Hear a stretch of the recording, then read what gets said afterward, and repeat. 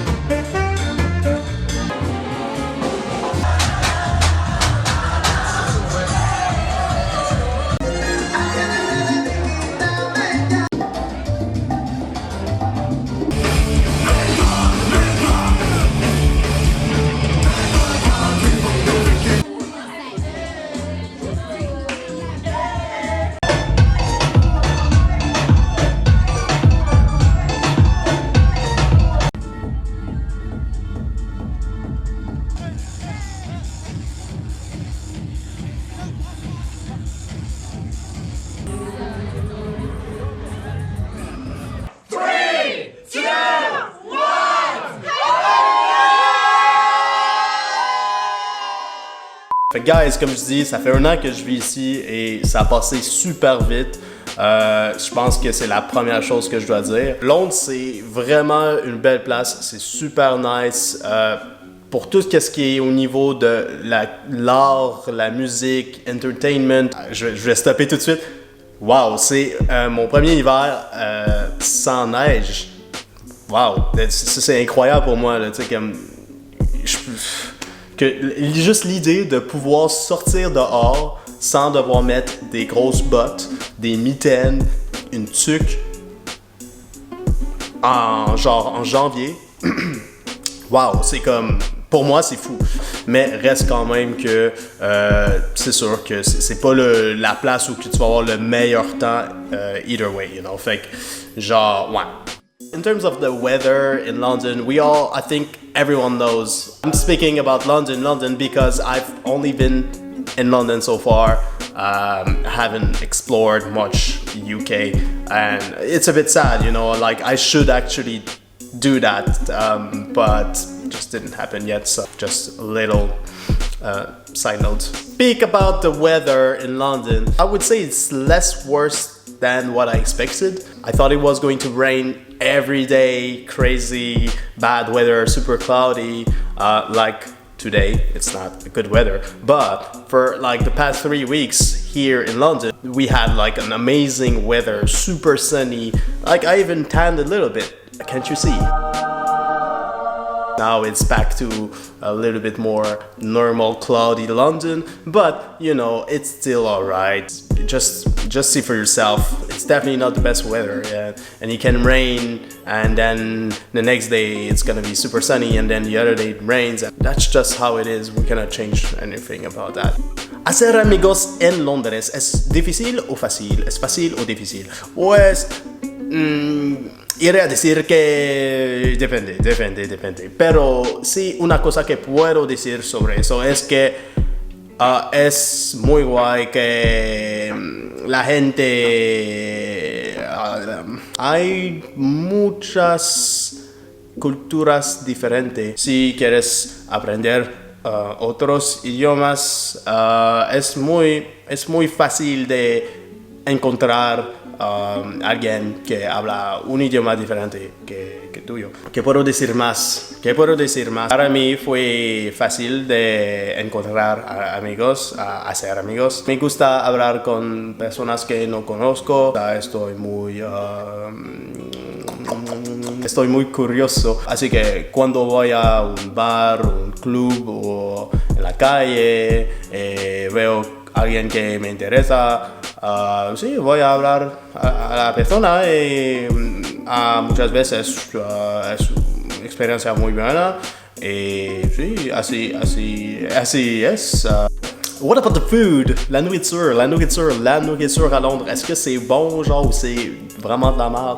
Il y a un truc que je dois dire, c'est que la nourriture à Londres, t'en as pour tous les goûts. Okay? Il y en a pour, genre, tu peux trouver la nourriture de tous les pays à Londres. Ça sera pas compliqué. Il y a plein de food market. Fait que, genre, niveau genre nourriture typique anglaise, j'en ai pas goûté beaucoup, fait que je pourrais pas trop parler là-dessus.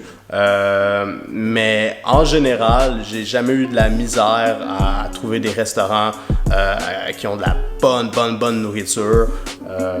Puis des food markets, il y en a plein, puis c'est super nice. Fait que pour quelqu'un qui est comme vraiment fan de goûter des choses de différentes cultures, définitivement à Londres, t'auras pas de la misère à faire ça. Fait que moi, je te dis que sois pas trop inquiet au niveau de la nourriture parce que sincèrement, c'est rempli. C'est full. Plein de nourriture de partout dans le monde. On aime ça. On aime manger. That's it. Transportation in London, is it good or bad? I would say that it's nice. It depends when and where. So, you know, rush hour, morning, central line, this is helpful. You asphyxiating, you know, like especially in the summer, hot summer, it's so bad. It's sweaty. It's worst experience. Never experienced that in Montreal.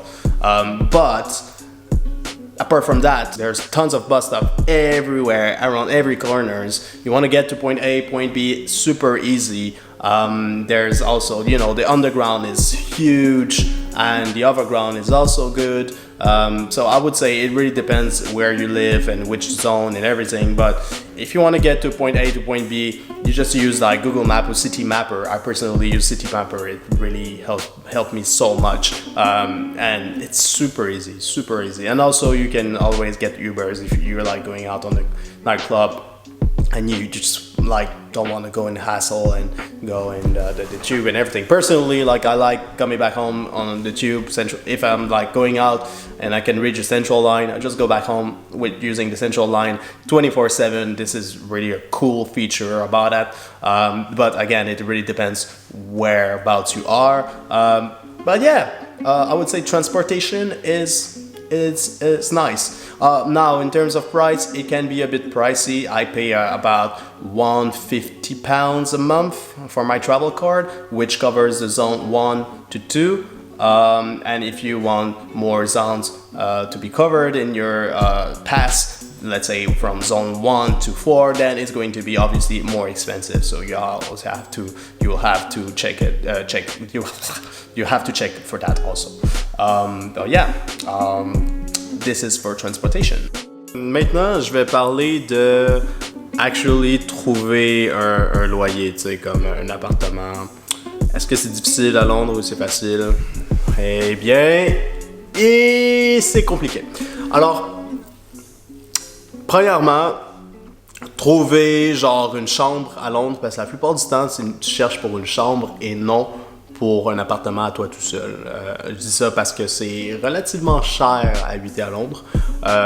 Tu peux quand même trouver des studios à des endroits pour des prix qui peuvent être quand même bien, mais si tu veux vraiment vivre seul et avoir beaucoup d'espace et un endroit très très nice, ça va être un peu compliqué si tu ne veux pas dépenser plus que 1400 livres par mois. C'est facile de trouver un endroit avec des agents online, super easy. Il y a toujours des chambres disponibles, des appartements disponibles. Il y en a toujours. Il y en a toujours en ligne. Tu peux utiliser Spare Room. Je te dirais que c'est le plus simple, le plus facile à utiliser. Puis moi, c'est ce que j'ai utilisé les 3 fois. Parce que c'est ma troisième habitation ici. Fait que, ouais. Ça fait 3 fois que je déménage en 1 an à Londres. Jamais j'aurais pensé ça. La première fois, ma cuisine était tout petite. L'endroit où j'étais, en général, je filais pas trop ça. C'était assez glauque le soir, puis j'étais comme... Nah. Après ça, j'ai trouvé une autre place. La place était nice. J'avais une chambre énorme parce que c'était un salon qui a été transformé en chambre. Et donc, c'était très, très gros. Mais j'avais des voisins qui faisaient énormément de bruit. Il y avait des enfants, ça criait, ça pleurait toute la journée. Fait que pour moi, c'était un no-brainer qu'il fallait que je trouve un autre endroit. Je suis rendu à ma 3e place et j'adore. Je suis très content. J'ai des colocs super nice. L'endroit où je suis situé, très bien. Absolument rien à dire maintenant de négatif par rapport à l'endroit où j'habite. Donc, ça, c'est du positif un peu par rapport à ça. Trouver un endroit, c'est facile. Trouver un endroit que t'aimes, c'est un peu plus compliqué. Me encanta Londres, me gusta Londres. Un año en Londres. Tengo un año más o tal vez más que un año a ver, pero mi visado es para 2 años. Estoy muy feliz de estar aquí. Muchas gracias por ver mi video. Si te gusta, dar un like, suscríbete. Voy a hacer más videos pronto, ojalá pronto. Sí, nos vemos en el próximo video, mis amigos. Vale. Buenos días, buenas noches. Todo lo que lo quieres, vale. On finit ça comme ça, guys. On finit ça comme ça.